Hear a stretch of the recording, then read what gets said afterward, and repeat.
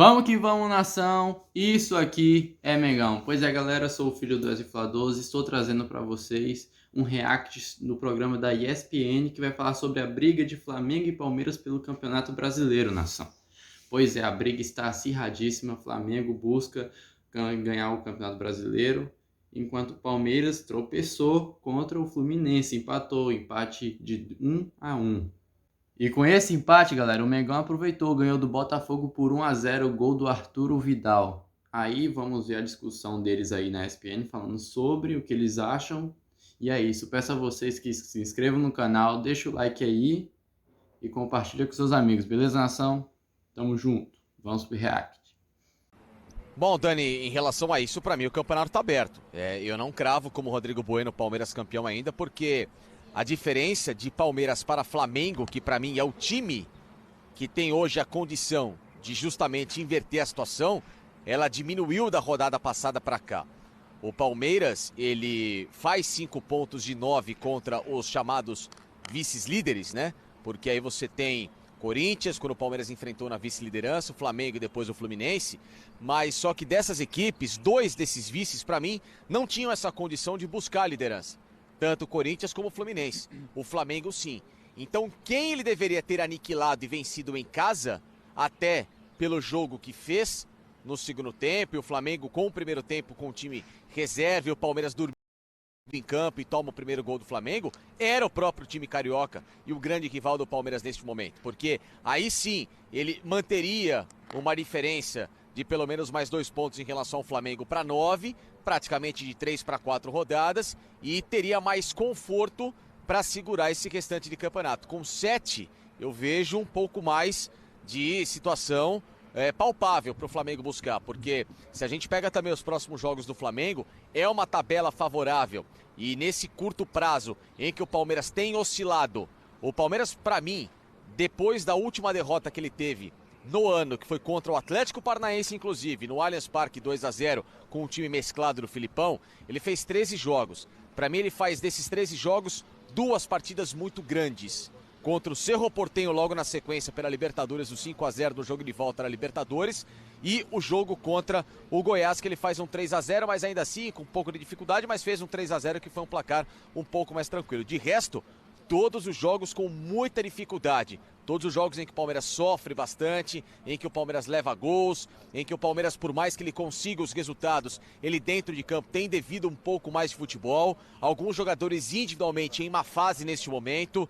Vide o próprio Danilo, que ainda não está se encontrando como aquele Danilo que inclusive foi convocado à seleção. O Rafael Veiga, apesar do gol marcado contra o Flamengo, um jogador que ainda não voltou a ser o Rafael Veiga de outrora, que era inclusive até pedido em seleção brasileira, com recordes de números batidos com a camisa do Palmeiras, de assistências, de gols, etc e tal. O Marcos Rocha com um momento de mais dificuldade, o Zé Rafael também no meio campo, se bem que o Zé Rafael tem sido muito bem na marcação fisicamente falando, mas com a bola nos pés é um Palmeiras que tem se desenvolvido muito pouco, muito lento na transição. Me chamou a atenção porque ele começa o jogo numa rotação altíssima contra o Fluminense, um jogo fortíssimo, faz aquele gol espetacular, que aliás é gol para brigar por prêmio Puskás, sim, porque foi um gol lindíssimo, é gol para ir para a premiação da FIFA na próxima temporada, com certeza. E depois desse ritmo, dessa empolgação, o Palmeiras simplesmente para, ele trava, ele deixa o Fluminense se permitir ao campo, sendo que ele, Palmeiras, estava amassando o Fluminense.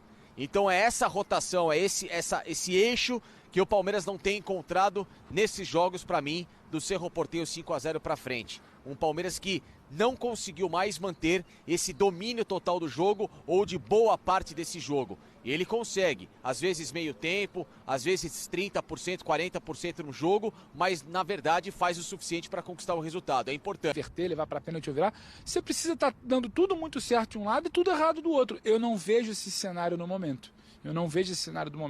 É claro que a gente pode, nossa opinião aqui pode ser traída pelos fatos, a partir de quarta-feira aqui, a partir de amanhã na Arena da Baixada, a partir da rodada da próximo final de semana do Brasileiro. Claro, o campeonato tem sido bem dinâmico, a gente tem visto isso. Só que eu não vejo exatamente um momento de tudo dando certo por um lado, tudo dando errado por outro. Ah, mas era para abrir 12, não abriu 12, ficou em 9, agora caiu para 7. Então gera uma sensação de que a coisa está abrindo. Eu não estou vendo a coisa abrir tanto assim.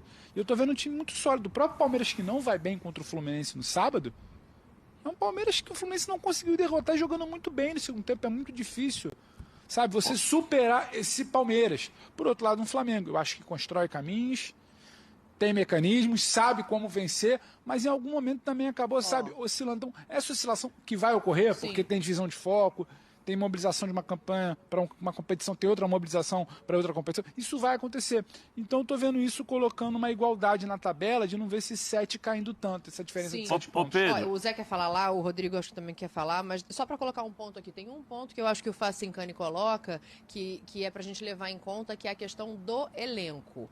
Por opção, muitas vezes, o Abel não roda o elenco, mas o fato esse Flamengo tem um elenco muito mais recheado, tecnicamente, com possibilidade de jogar de maneiras diferentes, o que o Abel já faz com os mesmos jogadores, né, sem fazer essa mudança. Eu acho que talvez isso, para ouvir vocês também, seja um ponto de atenção para essa reta final, em que mesmo nas 3 competições, o Flamengo consegue alternar melhor os jogadores. E aí, pensando na questão do cansaço, tá, Zé? Eu sei que você não é muito desse bonde do cansaço, mas para ouvir vocês aí sobre isso. Não, Dani, o que eu tava falando era basicamente sobre o Palmeiras. O porquê que eu tava falando do Palmeiras? Porque o Palmeiras só tem que olhar para frente. O Palmeiras não precisa olhar para trás para preocupar com uma coisa que ele não tem que se preocupar. Se o Palmeiras se preocupar em fazer apenas o trabalho dele, 90 minutos, 90 por 90, né? 90 minutos agora, 90 minutos depois do outro jogo, 90 minutos depois do outro jogo, é difícil de você vencer o Palmeiras. É difícil de você bater o Palmeiras, porque o Palmeiras tem demonstrado pra gente que quando toma um gol, não se desconcentra. O Palmeiras, quando toma um gol, não muda a sua forma de ser e não muda a sua atitude. Então, eu ia comparar o último título brasileiro do Flamengo, o São Paulo do Fernando Diniz abriu 7 pontos. E ali tinha gente ali falando assim... Faltando 10 rodadas, se não me engano, não eram 10 rodadas? Era mais um pouco agora, um pouco mais ou um pouco menos de rodadas, mas era assim. Só que ali era o São Paulo do Fernando Diniz, um time que tinha muitas limitações e que pouca gente entendia como é que aquele São Paulo era o líder. Então, ali eu via uma possibilidade para os outros que estavam atrás, quase o Inter ganhou aquele campeonato, e o Flamengo acabou ganhando. Porque você olhava o líder e falava assim, poxa, esse time aí dá para confiar, né? Tem material humano. O Palmeiras é diferente. O time do Palmeiras, do Abel, ter 7 pontos de vantagem é muito diferente do que o São Paulo do Fernando Diniz naquela época ter. Então, assim, eu até acho que o Flamengo tem um excelente time, é o melhor elenco do Brasil, o time B dele pode ganhar de todo mundo, a gente discutiu aqui, eu acho que só contra o Palmeiras e talvez contra o Galo, o time B do Flamengo não é favorito.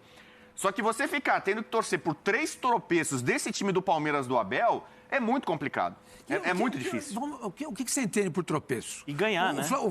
O Palmeiras, por exemplo, ele pode não, necessariamente ele não precisa perder. Ele pode empatar 3 jogos. Não, vamos supor. Contra o Bragantino domingo. Vamos supor. É algo de outro mundo empatar em Bragança com o Bragantino? Não é. Ele pode ter jeito a 3 empates. Tá, o Palmeiras okay. tem isso. Então, aí, se o Flamengo, que vai pegar o Ceará em casa, ganha, a diferença que está hoje em 7, aquilo que eu falei agora há pouco, cai para 5. Cai para 5. Se ele tornar a empatar, a diferença pode cair para 3. Aí ele empata de novo. A diferença cai para 1.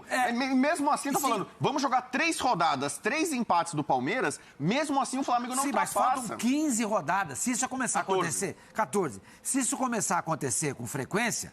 E eu tava... Não sei, eu também acho... Se o Palmeiras empatar todos os jogos... O Zé falou uma coisa importante que a gente tem que ponderar. A questão do adversário. Ninguém vai se comportar contra o Palmeiras como o Flamengo e o Fluminense fizeram. É característica desses 2 times ter o controle do jogo. Não é dos demais que ele vai enfrentar. Acho que o Atlético ele vai ter dificuldade. Até porque o Palmeiras e o Abel estão aqui com o Cuca.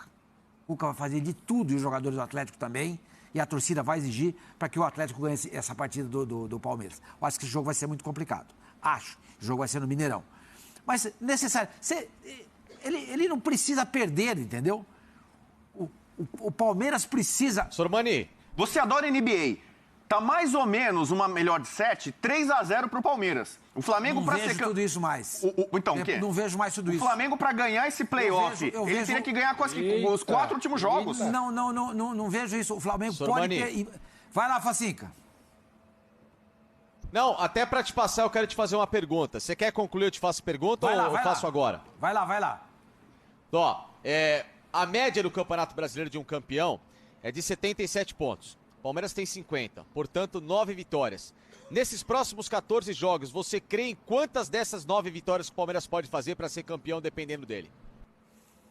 Então, eu tava até aqui, a tendência é ficar olhando para a tabela, né? E no caso do Flamengo, eu acho que a gente nem precisa colocar todos os jogos, porque ele não vai entrar com o time completo em todas as competições. O Palmeiras a gente precisa. Casa, que é complicado, que é contra o Fortaleza.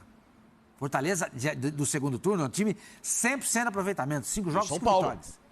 Né? O São Paulo pela rivalidade, concordo com você. É outro pela Fortaleza. rivalidade, mas o jogo é em casa e a gente não pode esquecer a final do Campeonato Paulista, quando o Palmeiras foi vencer, foi super bem. Enfiou 4, ganhou o campeonato.